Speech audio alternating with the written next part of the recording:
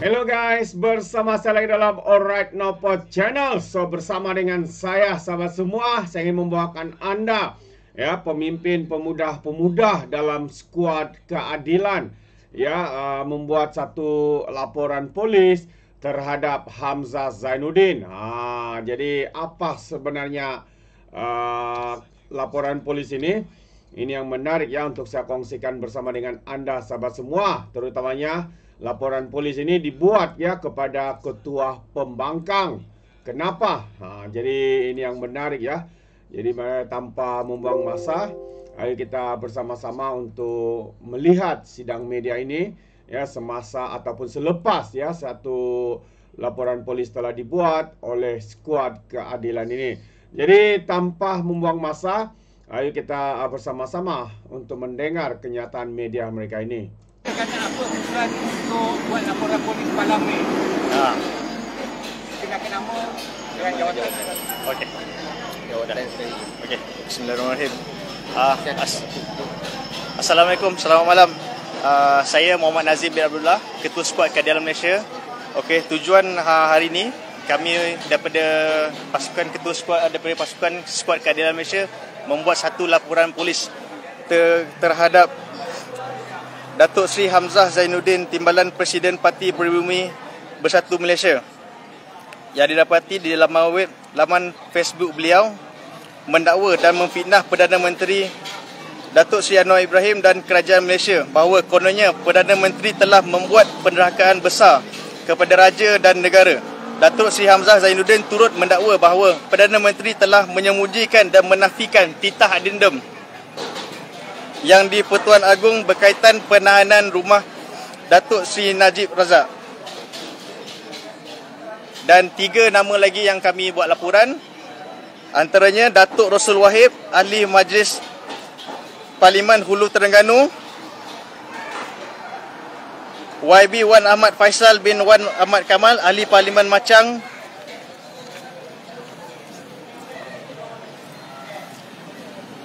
dan YB Fali Syari, Ahli Parlimen Pasir Mas, di laman Facebook beliau.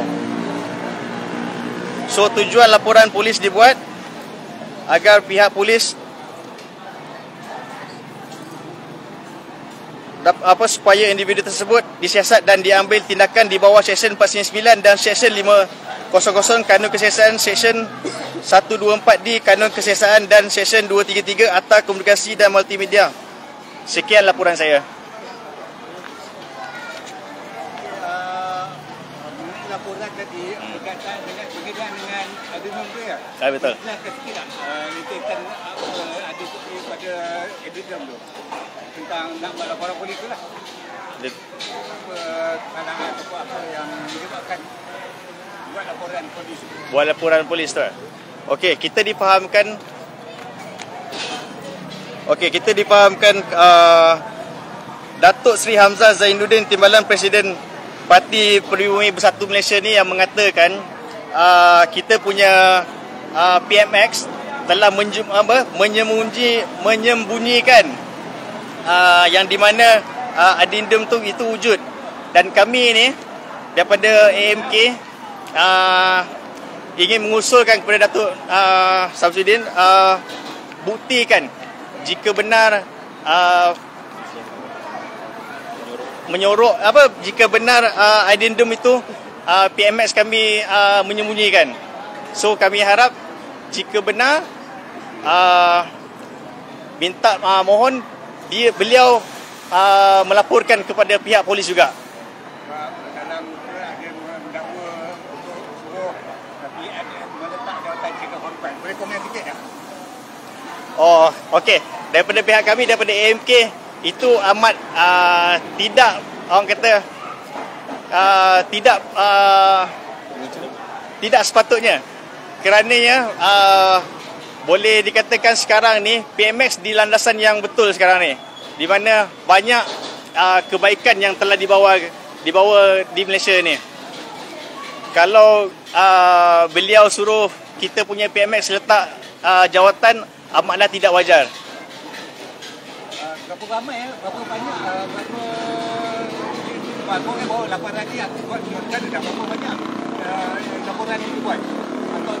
seluruh Malaysia. Okey, sejak untuk pada malam hari ini, satu Malaysia daripada pihak AMK telah melaporkan ke seluruh Malaysia, seluruh balai polis. Telah setiap cabang. Okey, terima kasih. Nanti terima kasih. Okey. Alright. So, itu dia sahabat semua. Ini anak-anak muda ya, semangat sekali untuk membuat laporan polis kepada Hamzah Zainuddin, beberapa individu yang mereka sebut, antaranya Fadli Sari, Mat Jargon, Ahli Parlimen Hulu Terengganu, ya, yang selalu kita tahu ya, seorang yang suka sangat ya memprovokasi dan sebagainya.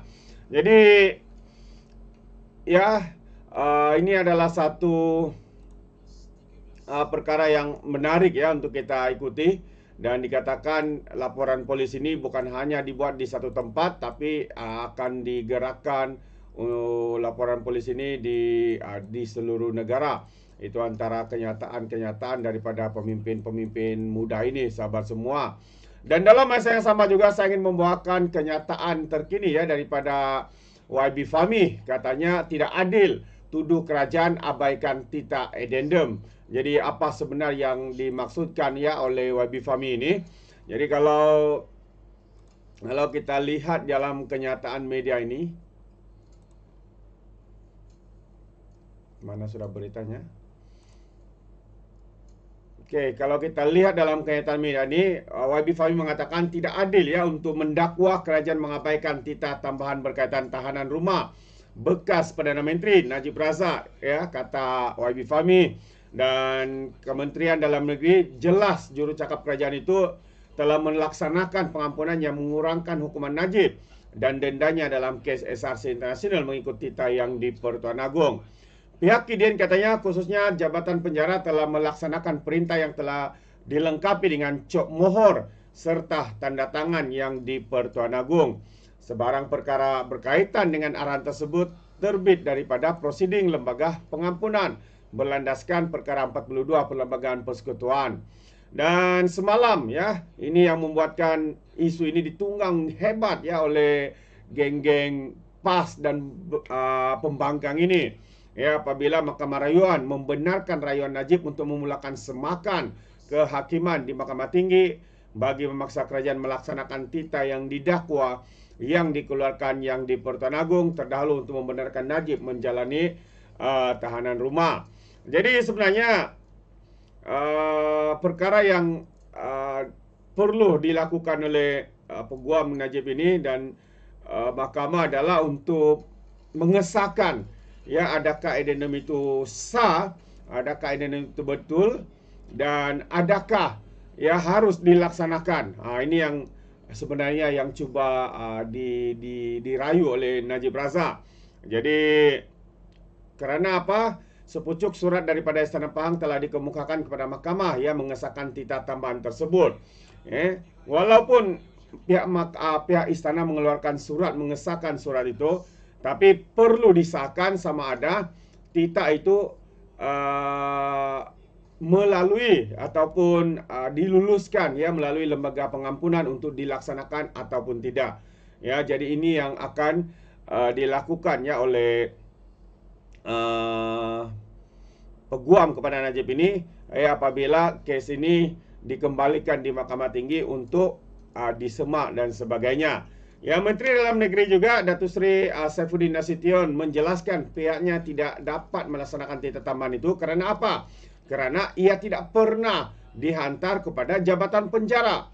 Sebaliknya, Saifuddin berkata KIDN hanya menerima arahan berkaitan pengurangan hukuman bekas Perdana Menteri itu diterima.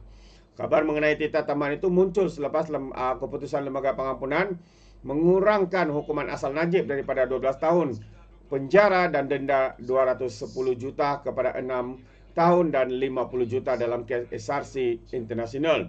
Sementara itu, Habib Fahmi juga berkata dia menyerahkan perkara berkenaan kepada proses perundangan. Jadi keputusan Mahkamah Rayuan adalah untuk merimitkan dan meminta Mahkamah Tinggi untuk mendengar kes tersebut.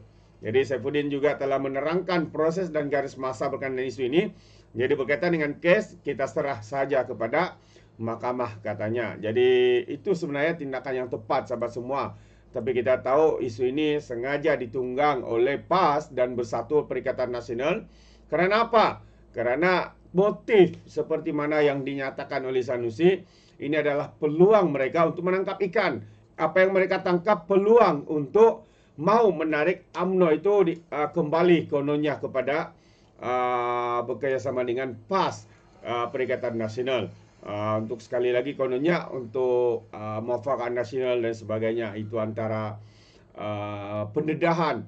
Dan akhirnya kita tahu bahwa tujuan dan juga motif ya mereka melakukan kononnya untuk bersolidariti untuk Najib itu sebenarnya bukanlah berkaitan Najib, tapi sebenarnya untuk kerakusan mereka ya untuk menarik UMNO ini bersama dengan mereka, dan mungkin juga mau untuk menjatuhkan kerajaan hari ini. Itu antara motif-motif atau tujuan ya antara yang mungkin ya direncanakan oleh pembangkang pada hari ini. Jadi sahabat semua, itu saja setakat ini perkembangan satu laporan polis, bukan hanya satu sebenarnya, tapi angkatan skuad keadilan ini membuat satu laporan polis ya di seluruh negara terhadap beberapa individu ini yang turut ya menggesa untuk Perdana Menteri kononnya harus letak jawatan kerana menyembunyikan addendum ini. Itu antara tuduhan dan dakwaan daripada pembangkang-pembangkang ini sahabat semua. Kita boleh nampak begitu terdesaknya mereka. Jadi itu pandangan saya. Bagaimana dengan Anda? Anda boleh berikan komen ya di dalam ruangan komen. Jadi terima kasih. Izinkan saya untuk mengundurkan diri. Dan seperti biasa peribahasa mengatakan tak apa pun kangkap 2 ton keinginan. Dalam bahasa Melayunya tepuk dada tanya selera. Sekian je daripada Alright Nampak Channel. Saya kita berjumpa lagi. Bye bye.